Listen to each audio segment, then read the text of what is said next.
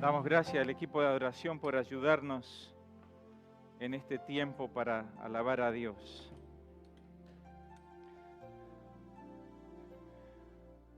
¿Qué pasó el domingo pasado acá en la iglesia, hermanos? ¿Alguien se acuerda?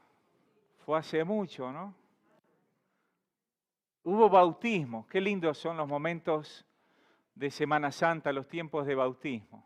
Hace unos años atrás, hace bastantes años atrás, el pastor Clark predicó el día de bautismos, un mensaje que a mí me llamó la atención porque él lo tituló En el desierto de la prueba.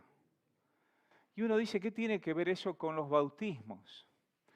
Y si uno lee en el Evangelio de Marcos, allí está el bautismo de Jesús e inmediatamente la tentación de Jesús. Y hay cosas que nosotros podemos aprender acerca de Jesús para que nosotros mismos podamos resistir la tentación y superar las pruebas que el Señor permite que podamos pasar. Y entonces, recordando allí el texto de Marcos, dice allí en Marcos 1, 9 al 13, quizás la letra es un poco chiquita, usted puede buscar en sus Biblias, dice, en esos días llegó Jesús desde Nazaret de Galilea y fue bautizado por Juan en el Jordán. Enseguida, al subir del agua, Jesús vio que el cielo se abría y que el Espíritu bajaba sobre él como una paloma. También se oyó una voz del cielo que decía, tú eres mi Hijo amado, estoy muy complacido contigo.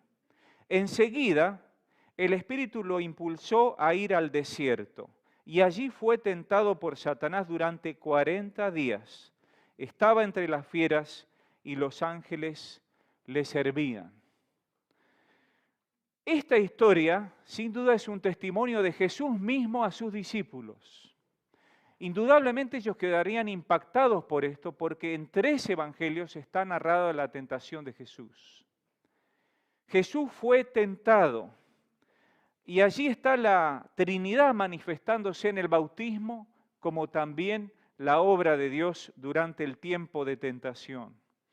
Jesús demuestra durante la tentación un rechazo a ciertos métodos que podrían haber hecho un éxito inmediato en su ministerio.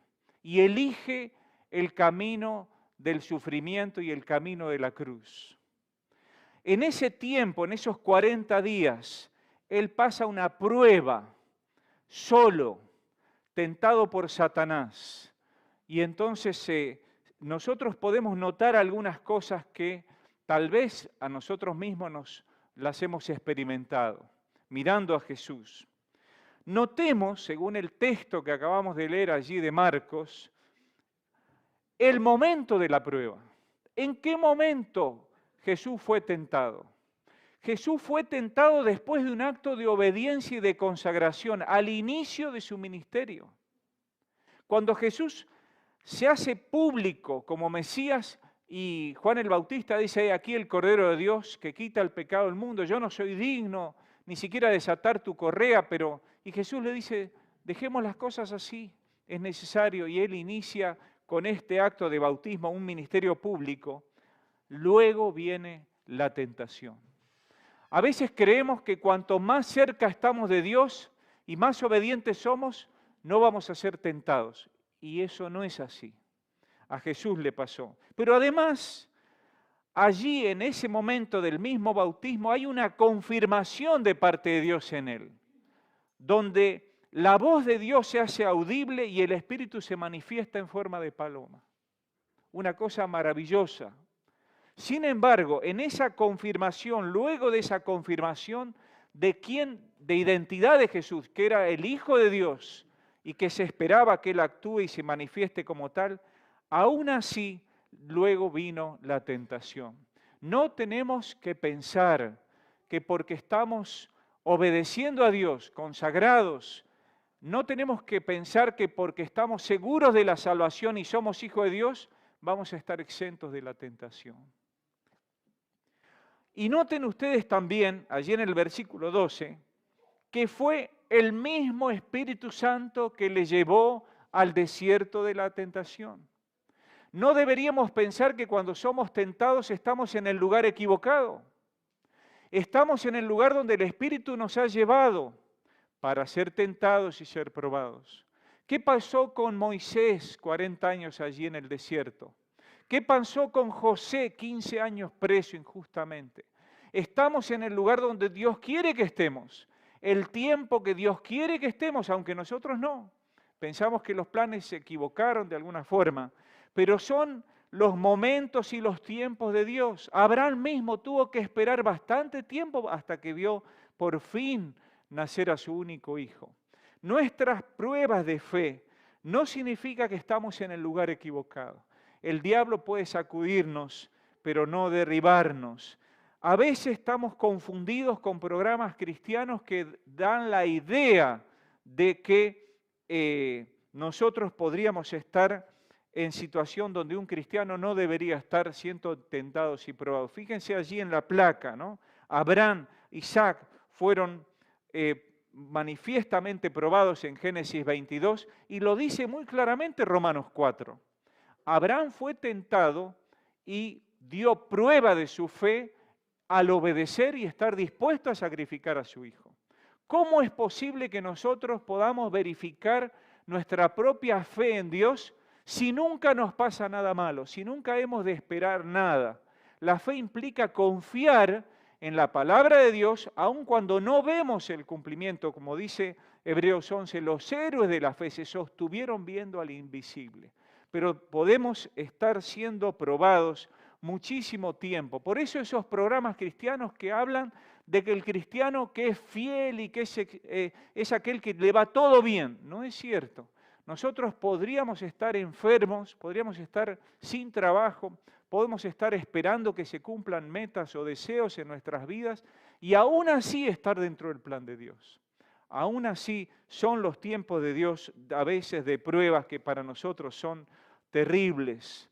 Ahora, miren allí en Marcos 13a que también Satanás tiene un rol en la tentación y en las pruebas, que Dios lo permite, así como lo revela también el libro de Job. Dios permite que seamos tentados. Y allí, en algunas películas en el desierto, Jesús aparece como hablando con una serpiente, seguramente inspirados en Génesis capítulo 1, donde el diablo se presentó a Adán y Eva como una serpiente. Bueno, es una licencia poética, pero no sabemos de qué forma el diablo se presentó. Si era una voz en su corazón, si era una voz o algún tipo de otra forma, no lo sabemos con certeza, pero lo cierto es que estaba ahí. Hay momentos donde lamentablemente sabemos que lo que estamos sintiendo no proviene de Dios. Y tenemos que estar resistiendo al diablo, huir del diablo, refugiarnos en Cristo, no dar lugar al diablo, porque entonces podríamos caer. La Biblia dice que el diablo es el adversario, es aquel que está en forma más antigua en contra de Dios, es el acusador. El diablo trata de ser el que nos hace pensar en nuestros propios errores, como si eso fuera el fin. El diablo es el calumniador, es el engañador, el que transmite y divulga nuestros errores. El diablo es el adversario de Dios. Esta es la obra del diablo y tenemos que tener cuidado porque eso trae sufrimiento, destrucción, tristeza y perdición. Por eso tenemos que estar atentos a no permitir que el diablo nos guíe y confiar en lo que podría estar sugiriéndonos. Ahora, también en Marcos es clara que Dios no nos deja solos en el desierto de la prueba. También podemos recibir ayuda. Y dice allí que había un ángel de parte de Dios que lo sustentaba. Muchas personas tienen terrible miedo al diablo. Y recuerdan el texto que dice, el diablo anda. Bien. A mí el texto que más me ayudó de chiquito era, el ángel del Señor acampa alrededor de los que le temen y los defiende. Cuando usted tenga miedo, acuérdese que no está solo. No es que usted está rodeado del diablo, no. Estamos rodeados de la protección de Dios también, en forma espiritual. La Biblia habla que en nuestro culto los ángeles participan. nosotros tenemos una realidad espiritual que no la vemos, pero la percibimos. Al igual que el Espíritu Santo obra en nuestros corazones, no debemos dar lugar al diablo ni confiar que él tiene más poder que Dios. Al contrario, podemos hacerle frente. ¿Cuál fue la tentación de Jesús? ¿Cuál fue la prueba? Esto se amplifica un poquito más en Mateo, en el Evangelio de Mateo. Esa ayuda en la prueba, perdón, ahí está el texto. Fíjense, nosotros podemos caer y somos probados en aquello que tenemos posibilidades de caer. Tengamos cuidado con esto. Nosotros recibimos pruebas muy a medida de nuestras debilidades. Jesús fue probado, tentado en algo que él pudo haber caído, pero no cayó. Jesús tenía conciencia de sus poderes, pero debía usarlos para glorificar a Dios y no para satisfacerse. Y el común denominador de la prueba es la búsqueda del poder absoluto. En cambio, él elige el camino más sencillo, el camino del servicio. Hay que ver, si ustedes miran en este panorama y lo que vamos a ver ahora, que muchos de los superhéroes que vemos en la televisión representan exactamente lo que nosotros anhelaríamos ser. Poder volar, poder mover las cosas. Bueno, cuidado con esa idea que es muy engañosa. Dios ha puesto normas en la naturaleza que no se pueden quebrantar. Las leyes de gravedad, las pautas de la naturaleza son puestas por Dios, es un orden puesto por Dios. Y eso no se quiebra por ninguna ilusión. Las cosas permanecen tal como Dios las ha creado para nuestro bien. Sería un caos si nosotros tuviéramos esa clase de poderes y pudiésemos controlarlo todo. Pero eso fue lo que le ofreció el diablo a Jesús. Y entonces, el primer ofrecimiento, dice allí Mateo, fue manipular la materia, controlar las cosas.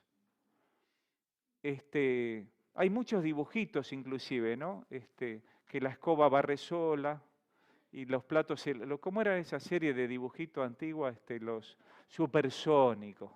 Los supersónicos, estamos hablando de historia antigua Pero qué lindo que era esa idea, ¿no? Pero bueno, hermano, no existe, lamentablemente no existe. Pero dice allí el texto, entonces Jesús fue llevado por el Espíritu al desierto para ser tentado por el diablo. Y después de haber ayunado 40 días y 40 noches, entonces tuvo hambre. Y acercándose el tentador le dijo, si eres hijo de Dios, di que estas piedras se conviertan en pan.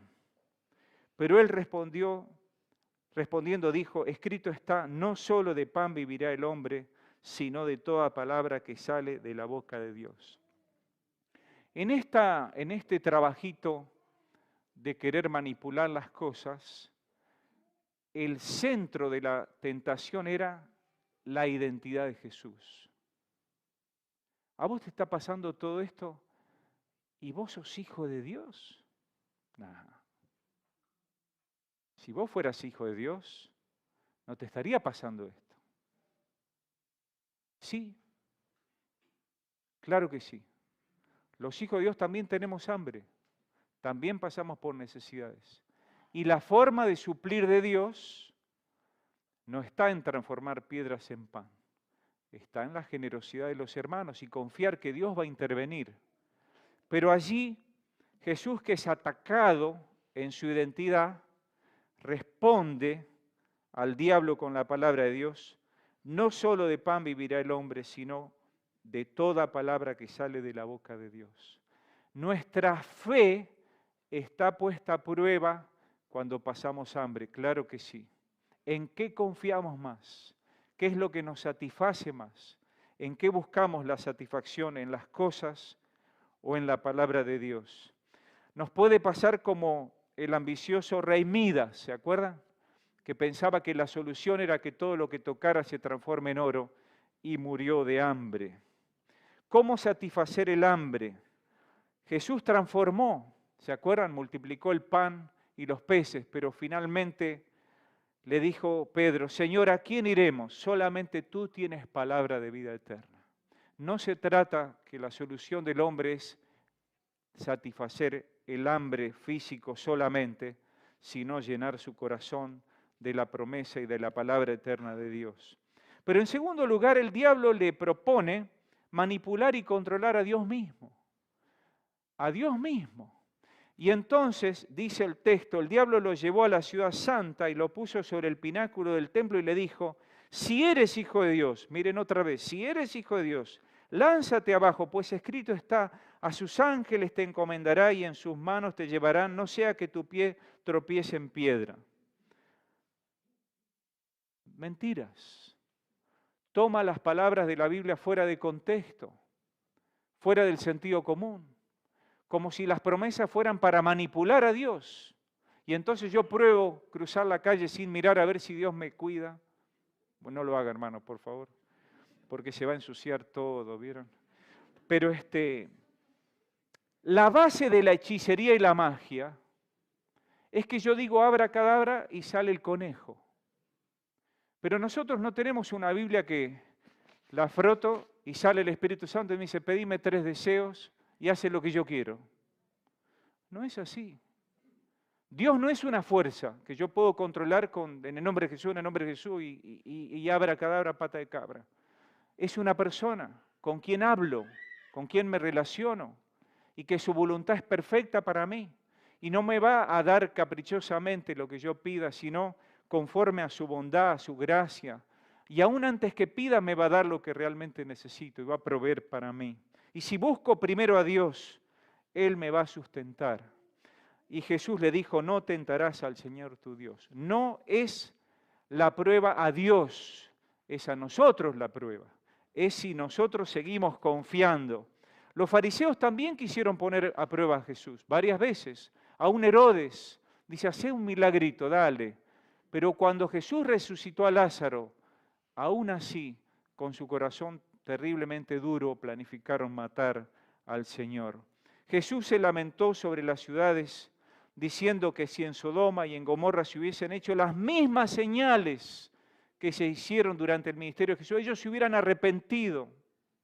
No son las señales las que llevan a la fe, es cuando el Espíritu Santo toca los corazones y le damos lugar al Señor. Pero además el diablo le ofreció a Jesús manipular a la gente, controlar a la gente.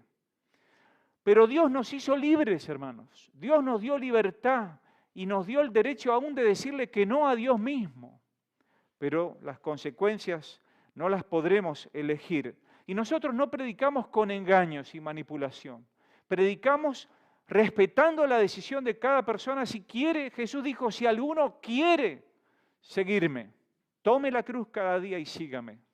Él habló a todos, pero sabía que no todos responderían, aunque él deseaba que todos le sigan. Pero allí el diablo le dice, lo lleva a un monte muy alto y le mostró todos los reinos del mundo y la gloria de ellos y le dijo, todo esto te daré. Mentira, está ofreciendo algo ajeno, es un engañador. El diablo te ofrece lo que no le pertenece. Tenemos que tener cuidado porque él es el engañador. Y entonces dice, te daré todo si postrado me adoras. Entonces Jesús le dijo, vete Satanás, porque escrito está, al Señor tu Dios adorarás y solo a Él servirás, lo cual es una redundancia, es un refuerzo. Adorar y servir es lo mismo. Josué dijo, elijan ustedes a quién van a servir. Es sinónimo, a quiénes van a adorar. A los dioses de la tierra, a los dioses de los padres, a los dioses... yo y mi casa serviremos al Señor o adoraremos al Señor. Hay un momento de elegir, porque se juega nuestro futuro y Dios está allí para ser el único Dios a quien adoramos.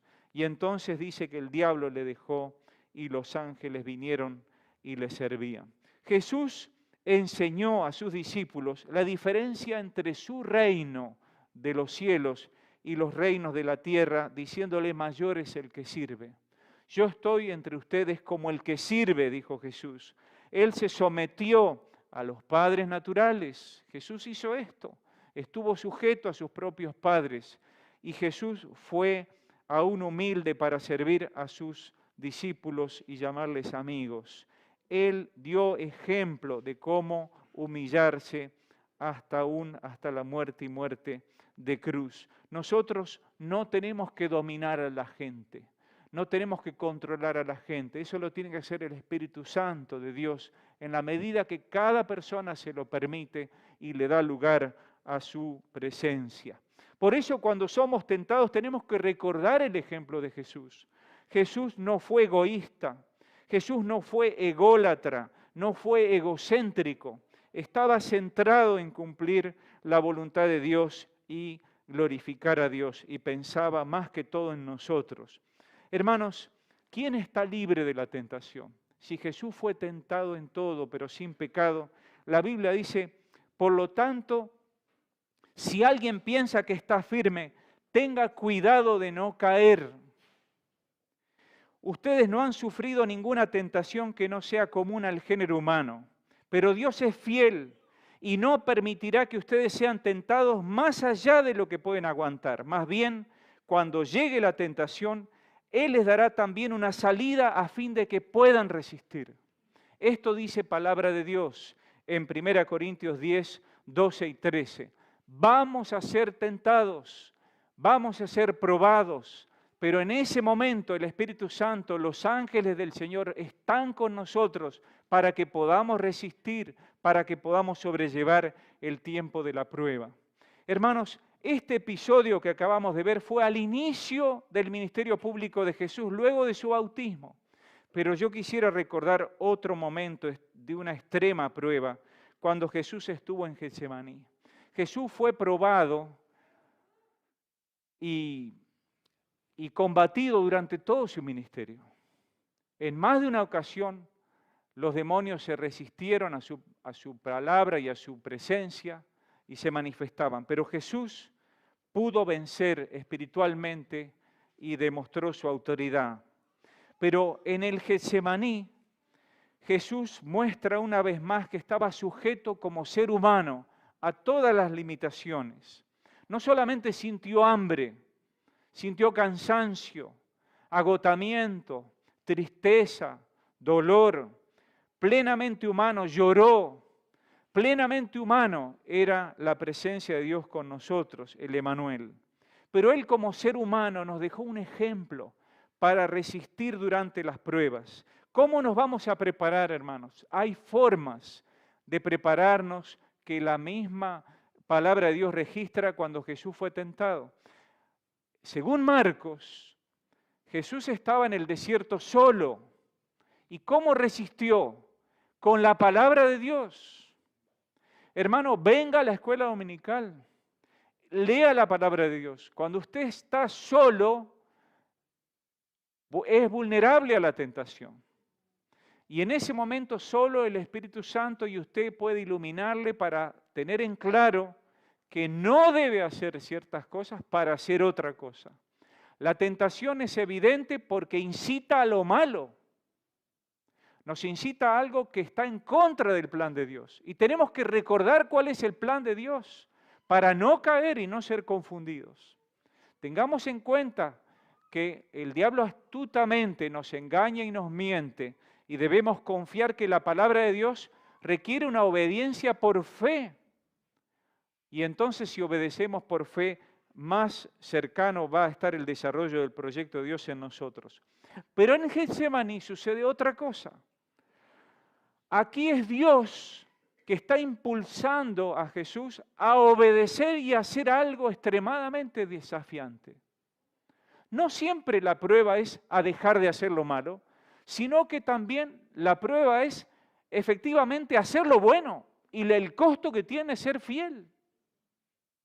La prueba no es solo en el desierto, también es en el huerto. Cuando parece que está todo bien y yo podría escaparme de mi compromiso al cual Dios me está llamando y debo asumir y hay un precio que pagar. Allí está Jesús, pero noten que Jesús busca compañía en los mejores momentos de su ministerio para prepararse para este tiempo de prueba. Y Él elige sus 12 discípulos y les presenta en la cena el propósito y elige a 3 para ir a orar, para que le acompañen aunque se quedaron dormidos. Jesús busca la comunión de sus discípulos para compartir su experiencia, para desahogarse, para estar con ellos, para aquellos que le acompañan. Esto es importante. Aún el apóstol Pablo, estando preso, daba gracias que vino Epafrodito para estar con él y sustentarle y ayudarle y proveerle algunas cosas que necesitaba. Es terrible estar solos cumpliendo las cosas de Dios. No haga equipo para servir a Dios, únase a otros que juntos puedan seguir adelante cuando vienen las dificultades, como Pablo y Silas eran capaces de alabar a Dios aún estando en el cepo. Exprese su necesidad en compañía de los hermanos. Exprese lo que siente. Jesús dijo, mi alma está angustiada hasta la muerte. Era terrible su angustia. Y él estaba allí rodeado de sus discípulos que no podían comprender lo que se avecinaba y por qué lloraba lágrimas de sangre. Jesús no ocultó la angustia a sus amigos. Hay amigos de oración. Esto es muy importante en los grupos de oración. ¿Qué tiempo dedicamos para compartir lo que nos está pasando, lo que nos está atravesando, lo que nos está haciendo sufrir tanto? El tiempo, las reuniones de oración a veces son demasiado breves y buscamos que haya grupitos de oración para que haya un momento en que podamos decirle al otro, mirá, no lo quiero contar con nadie, pero te lo quiero decir a vos, me está pasando esto, estoy siendo tentado, no quiero asumir esta carga, no quiero hacer esto que Dios me pide y Dios me lo sigue pidiendo hace tanto tiempo. Hay momentos de angustia decisivos, donde nosotros necesitamos compañía. Y esto no es ser débil, no es ser débil. Por supuesto, no hay que decírselo a todos.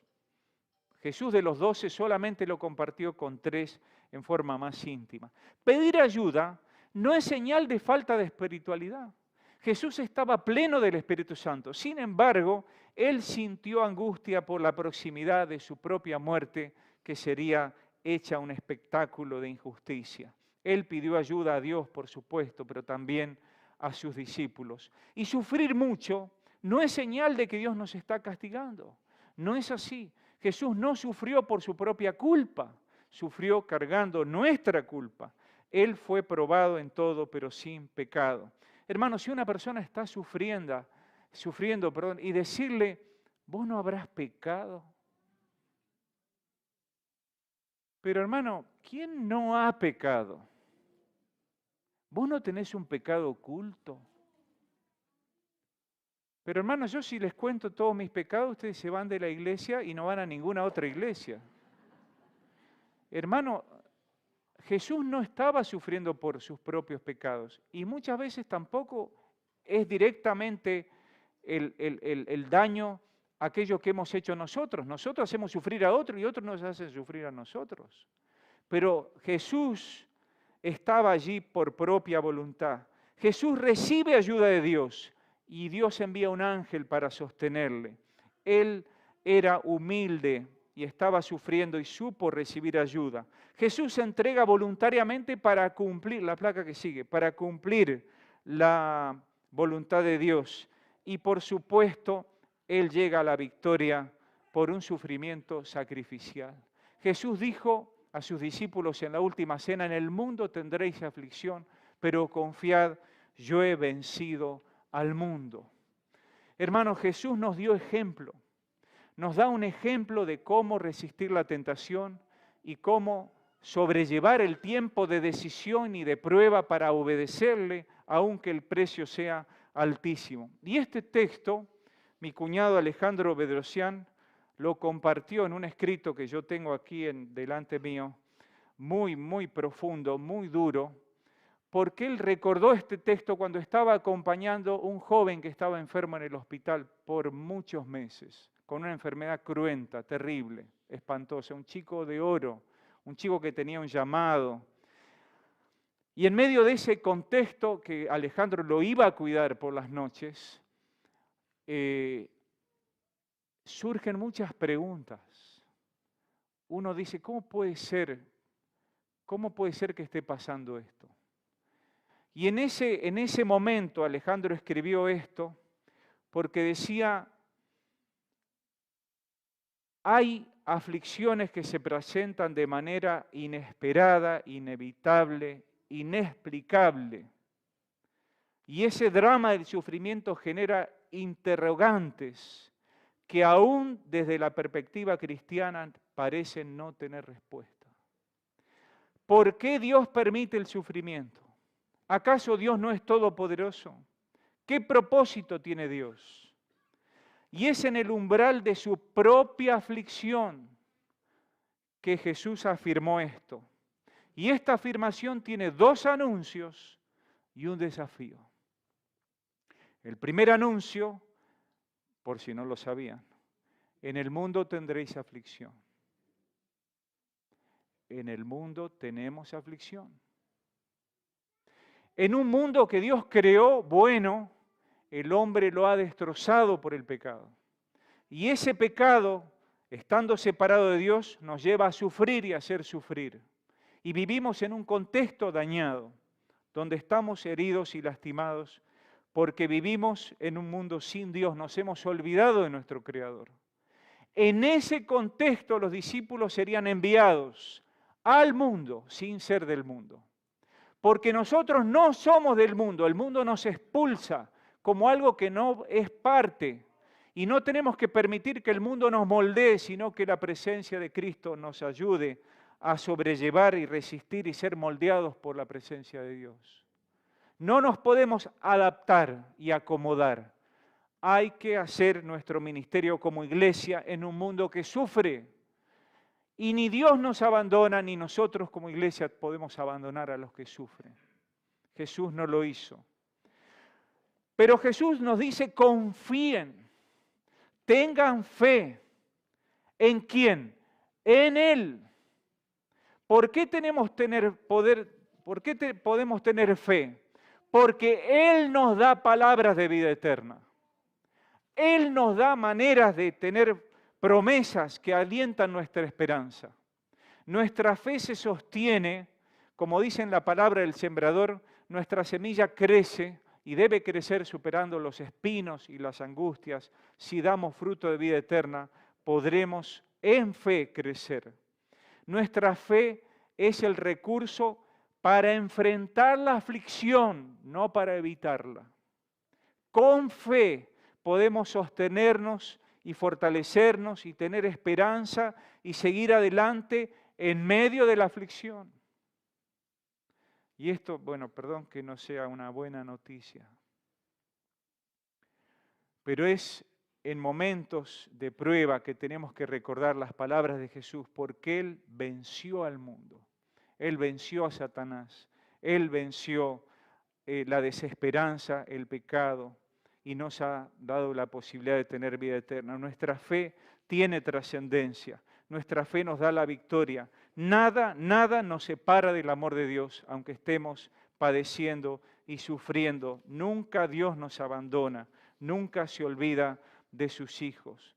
Nuestro Dios sigue siendo soberano y sigue siendo misericordioso y va a trabajar, y en medio de las pruebas, como dice Romanos 8, Dios estará actuando en nuestro favor, estará defendiéndonos, estará cumpliendo sus propósitos en nosotros. Esta es la fe que vence al mundo, dice Juan.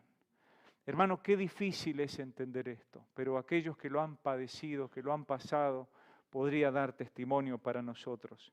Tenemos que recordar los héroes de la fe, el ejemplo de Jesús. Ellos confiaron en las promesas de Dios y esperaron en Él. Sabían lo que Dios quería hacer en sus vidas y siguieron adelante.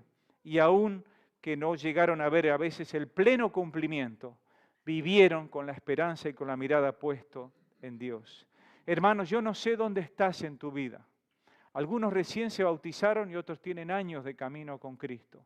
Sea en el inicio de la vida cristiana o en la culminación, Dios puede permitir pruebas y demanda más de nosotros. Vivamos buscando la dirección de Dios en su palabra, buscando la comunión de los hermanos. Nadie es invulnerable en tiempo de las pruebas, pero Jesús nos ha dado un ejemplo perfecto de obediencia a Dios. Y termino, hermanos, recordándoles lo que dice el himno antiguo que Pablo cita en Filipenses 2, 5 al 11. donde dice que Jesucristo nos ha dado un ejemplo perfecto de obediencia. Dice así: la actitud de ustedes debe ser como la de Cristo Jesús, quien siendo por naturaleza Dios, no consideró el ser igual a Dios como algo a que aferrarse. Por el contrario, se rebajó voluntariamente, tomando la naturaleza de siervo y haciéndose semejante a los seres humanos. Y al manifestarse como hombre, se humilló a sí mismo y se hizo obediente hasta la muerte y muerte de cruz. Por eso Dios lo exaltó hasta lo sumo y le otorgó el nombre que está sobre todo nombre, para que en el nombre de Jesús se doble toda rodilla, en el cielo y en la tierra y debajo de la tierra, y toda lengua confiese que Jesucristo es el Señor, para gloria de Dios Padre. El Señor menospreció el sufrimiento, teniendo en cuenta la gloria que tenía por delante. Y hermanos, cuando Pablo habla del sufrimiento, dice esto: no se compara con la gloria venidera. Esto es pasajero. Si estás sufriendo en este mismo momento, yo te animo a recordar las promesas de Dios en su palabra, para que te alienten en tu corazón por la obra del Espíritu Santo. Te animo a ser fiel a Dios en el llamado y pagar el precio que significa obedecer a Dios. No dejes de hacer tu ministerio, aunque eso signifique también complicaciones y sufrimiento. Sea como sea, que podamos presentarnos ante Dios como un obrero aprobado, que no tiene de qué avergonzarse.